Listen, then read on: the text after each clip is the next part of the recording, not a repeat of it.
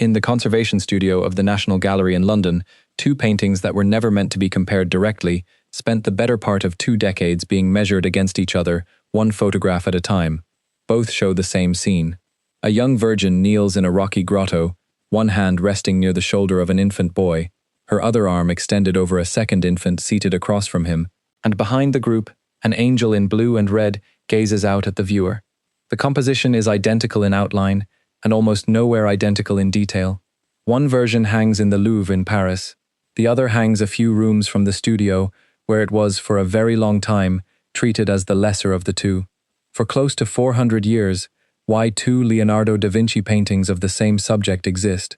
Who actually painted which parts of each, and why one took 20 years longer to finish than the other, went without an answer that satisfied everyone asking it. Borthios. The infant on the right, read in most accounts as the young St. John the Baptist, holds a thin reed cross in London that is nowhere in the Paris canvas. Both children and the Virgin wear halos in London. In Paris, none of them do. And the angel, whose right hand reaches across the composition to point directly at the infant Christ in Paris, has no pointing hand at all in London. The gesture that tells a viewer which child is which is simply gone, and for a very long time, nobody could say with certainty who removed it, or why.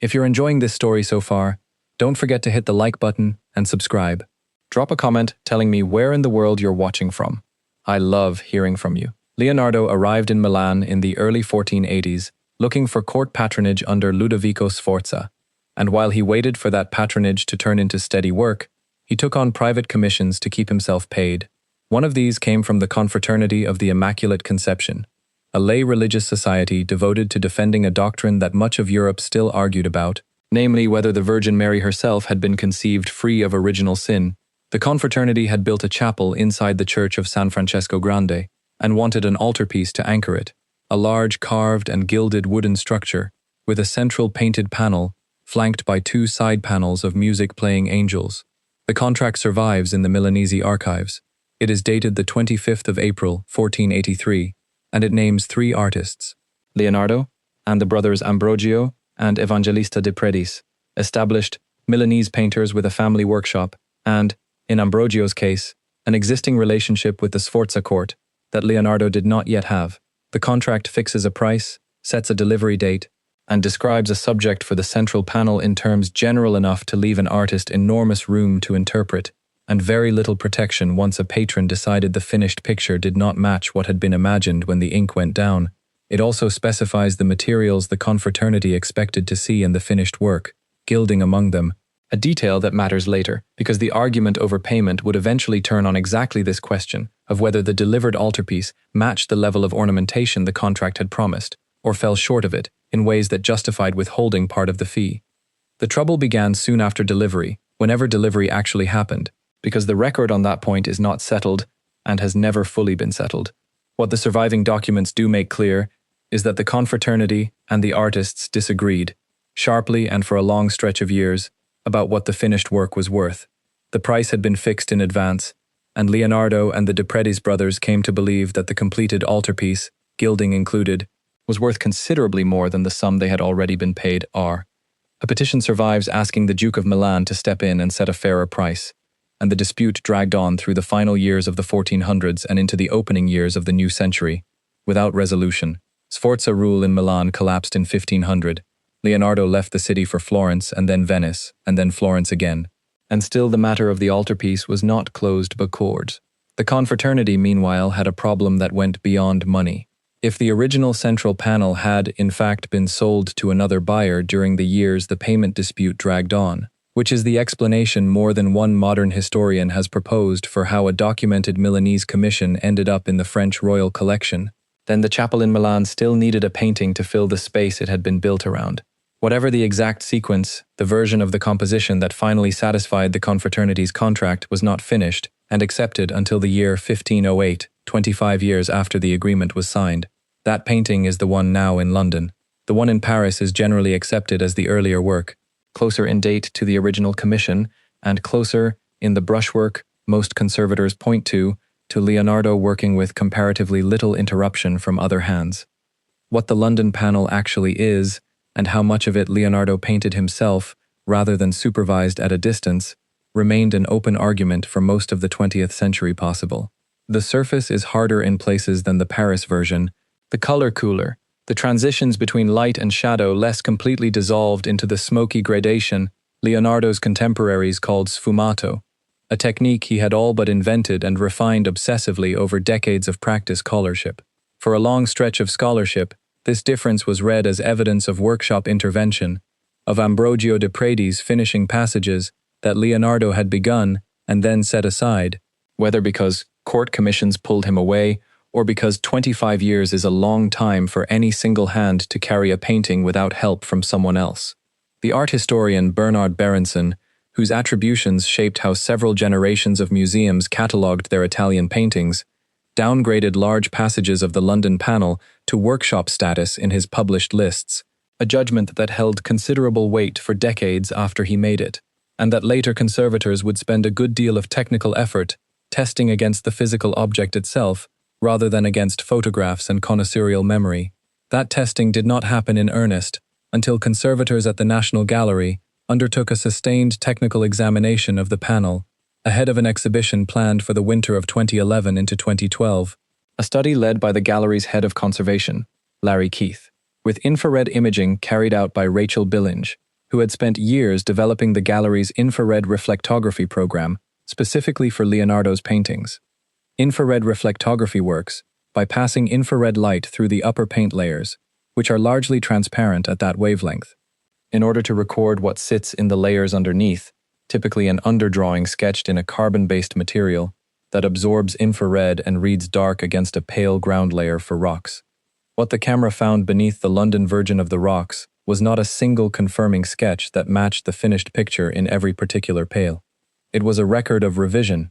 In more than one passage, the underdrawing does not agree with the paint sitting above it. The contours of drapery shift between the sketch stage and the final surface. A hand appears to have been drawn in one position and painted in another. The composition, in other words, was not transferred once from a fixed design and then filled in with color by an assistant working from a template someone else had settled. It was worked out, adjusted, and reworked directly on the panel itself, the kind of layered, changing decision-making conservators associate with an artist actively designing as he paints, rather than executing a plan handed to him by somebody else. Pigment sampling taken during the same campaign, cross-sections no larger than a grain of sand, mounted and examined under magnification, added a second, quieter line of evidence. The palette in London leans cooler and more saturated in the blues and greens than the Paris panel, a difference conservators have connected partly to the different drying oils and glazing layers available to Leonardo in the later stage of his career,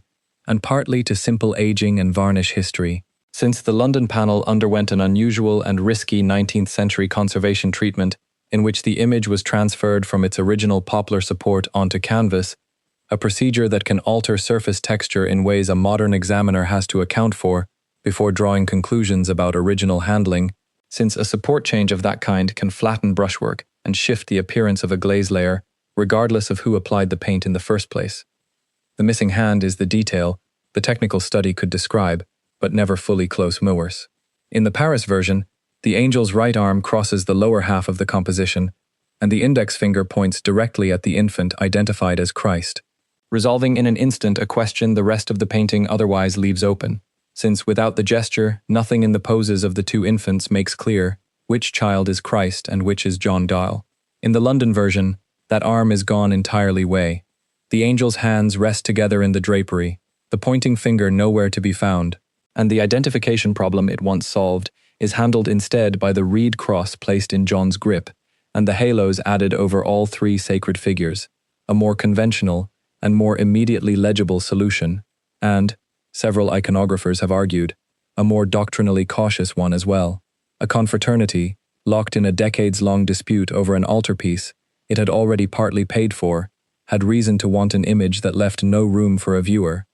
or a visiting bishop to misread who was who inside a chapel built specifically to argue a contested point of theology, removing an ambiguous pointing gesture and replacing it with two attributes no medieval or Renaissance viewer could mistake, is exactly the kind of change a patron might insist on after 2.5 decades of friction over an unfinished commission, and exactly the kind of change that would require the artist, or someone working directly under his supervision, to return to a composition long after its main forms had already been settled, and alter it again in ways the underdrawing would preserve even after the surface paint covered the evidence panel.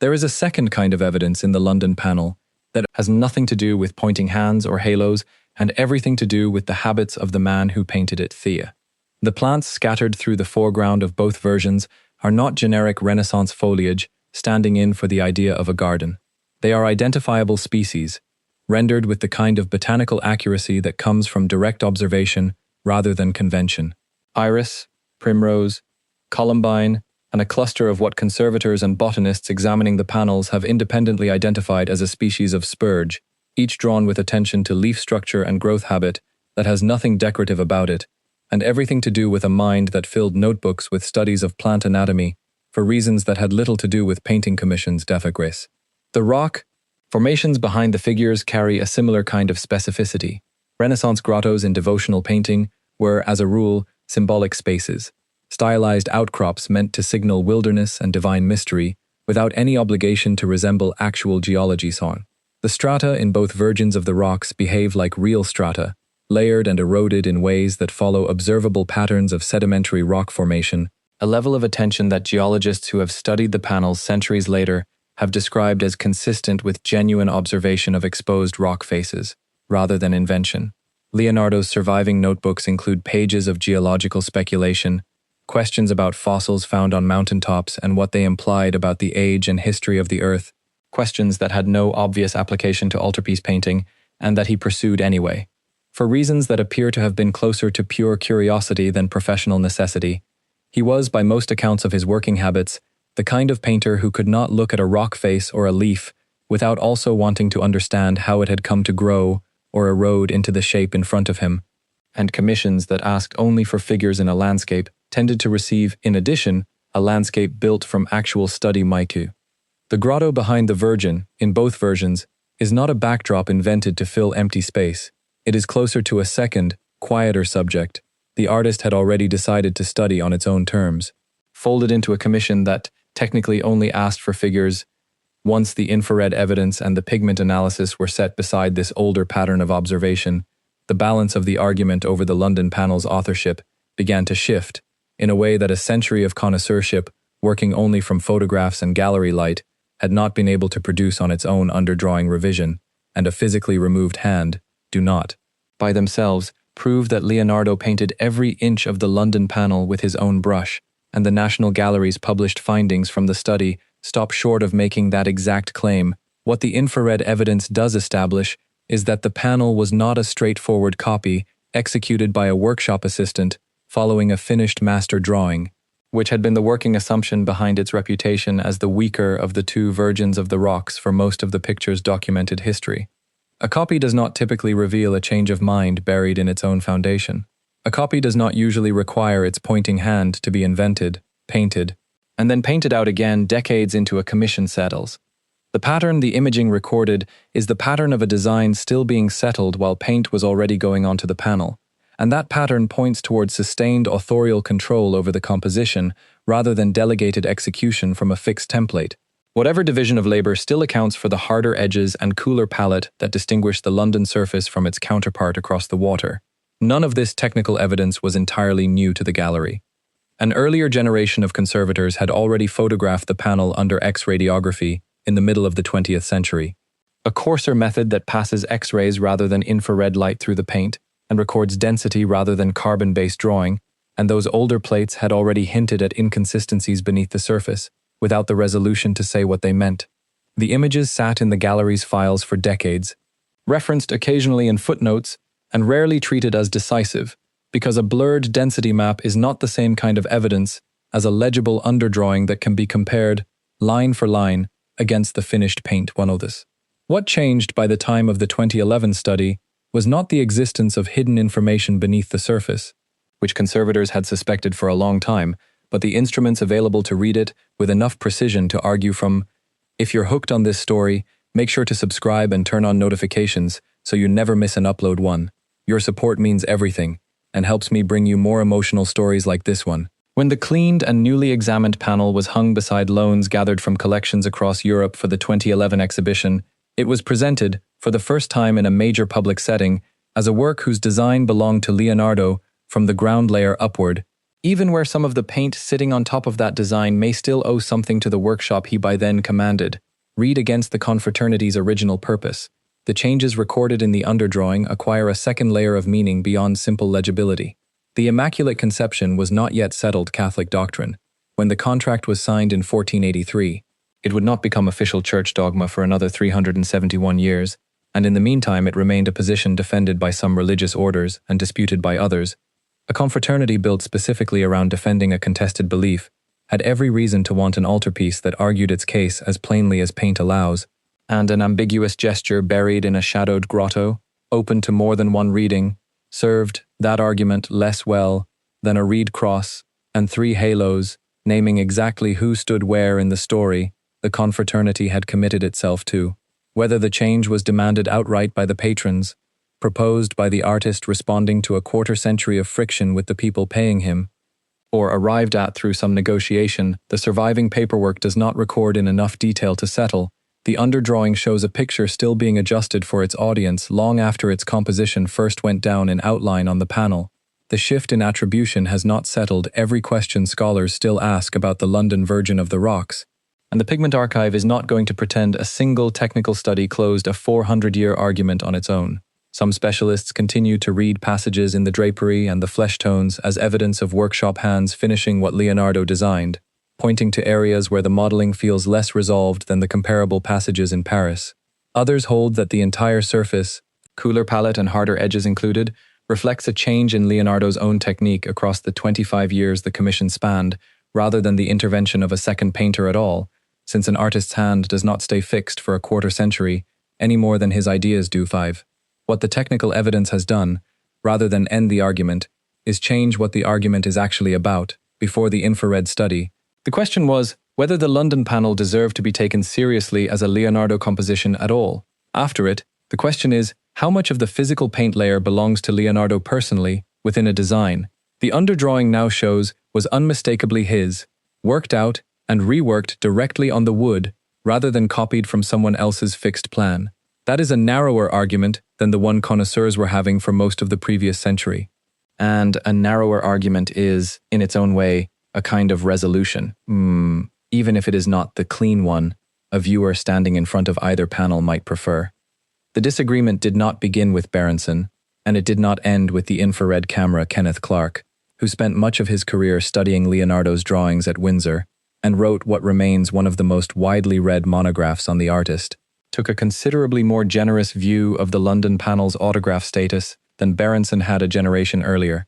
arguing that its differences from the Paris version reflected Leonardo's own evolving hand, rather than a lesser painter finishing his work. That 2 of the most influential Leonardo scholars of the 20th century could examine the same painting and reach opposite conclusions about who painted it, says something about how much of the older argument rested on trained eyesight and personal authority, rather than physical evidence a third party could independently check. The infrared study was designed in part to close exactly that gap, replacing a dispute conducted in exhibition catalogues and connoisseurial essays with one conducted in front of a shared set of scans that any specialist could examine and re-examine it. It has narrowed the disagreement without eliminating it, which is a more honest outcome than either side of the older argument tended to claim for itself. The exhibition that first presented the newly examined panel to the public, held at the National Gallery across the winter of 2011 into 2012, under the title Leonardo da Vinci, painter at the court of Milan, brought the London and Paris versions into physical proximity for visitors, in a way photographs never could, alongside a group of Leonardo's other Milanese paintings, and a large body of his drawings gathered from collections that rarely lend work of this fragility. Visitors standing between the 2 grottos could see directly what decades of scholarship had argued about from photographic reproductions and gallery memory. The missing hand, the added halos, the cooler light, the harder edge where a fold of drapery in London resolves with less of the atmospheric dissolve that defines the Paris figure standing in the same pose force. The exhibition did not present the London panel as a settled autograph work, free of workshop participation. It presented it, more carefully, as a painting whose design the technical evidence now supported as Leonardo's own, executed over a stretch of time long enough that more than one hand plausibly touched the final surface without displacing the artist's authorship of the underlying conception. The plants and the theology are not, on inspection, entirely separate threads. Renaissance devotional painting carried a working vocabulary of floral symbolism that a confraternity commissioning an altarpiece and the painter executing it would both have understood without needing to spell it out in the contract. The iris, with its blade-shaped leaves, appears with some regularity in scenes touching on the Virgin's sorrow. A visual echo of the sword Simeon prophesies will pierce her heart. Columbine carried associations with the Holy Spirit, and, in some regional traditions, with grief born in advance of loss. A confraternity devoted to defending the Virgin's freedom from original sin, painting her in the company of the child, whose death her own sorrow would eventually anticipate, had reason to welcome a garden that carried meaning beyond botanical accuracy, even if the accuracy itself came from a painter more interested in the plants as specimens than as symbols. Whether Leonardo intended the theological reading or simply painted what he had studied and let the confraternity find in it what devotional habit already prepared them to find, is not a question the surviving documents answer, and the Pigment Archive is not going to manufacture a certainty the record does not support. What can be said is that a patron with strong doctrinal motivations commissioned a painter with an unusually literal, unusually scientific relationship to the natural world, and the resulting picture rewards a viewer willing to read it on both registers at once without collapsing one into the other. Further examination of both panels continues, in ways the technology of 2011 could not yet attempt.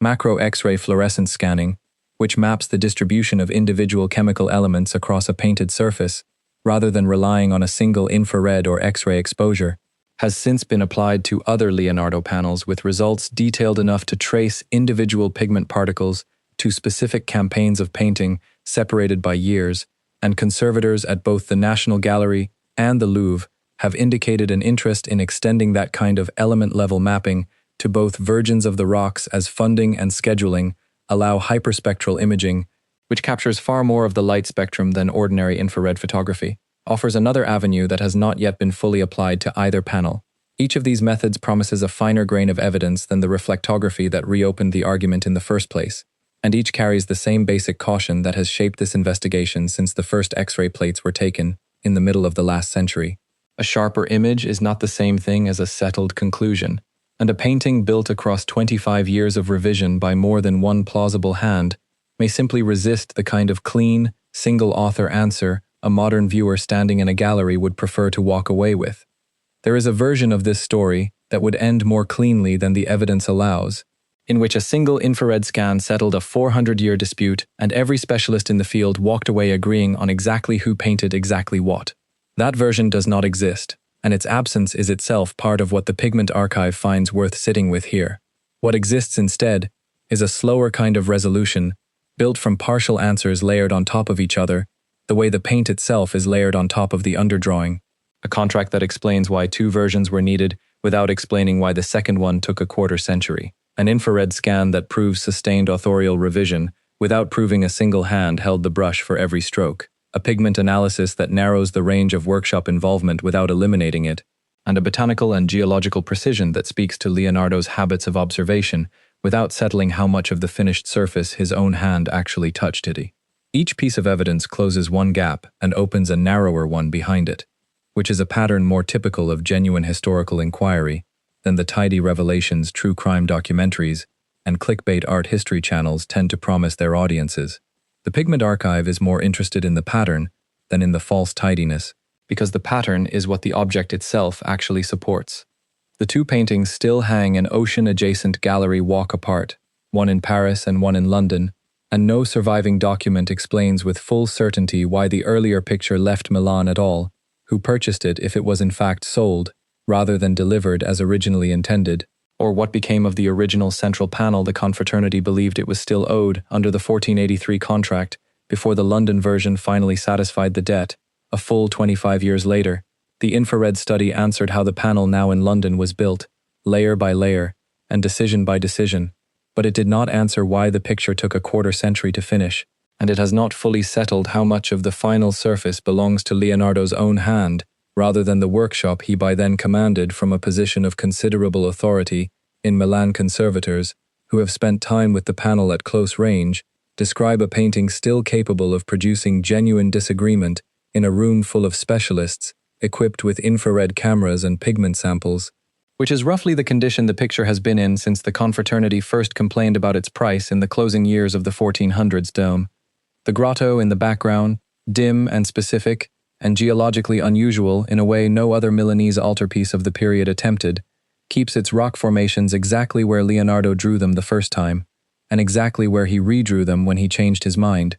The two versions of the same decision sitting one on top of the other under the paint, waiting for whichever future examination finds a way to read them apart with more precision than the last one managed to do. The angel's missing hand is still missing. The plants still bloom with the accuracy of a man who studied them for reasons that had nothing to do with the commission that made them famous. The rock strata still hold the layered, weathered logic of formations Leonardo appears to have actually looked at, rather than invented from habit, a detail that took modern geology most of 4 centuries to catch up with and confirm God, and the panel that spent most of that same span, treated as the disappointing copy of a better painting, now sits in London labeled, with appropriate caution and considerable technical support, as a Leonardo in its own right, unfinished in ways the naked eye standing in front of either grotto was never going to catch on its own visitors, who walk between the two paintings today, when both happen to be on view within reach of each other, tend to spend longer in front of the London version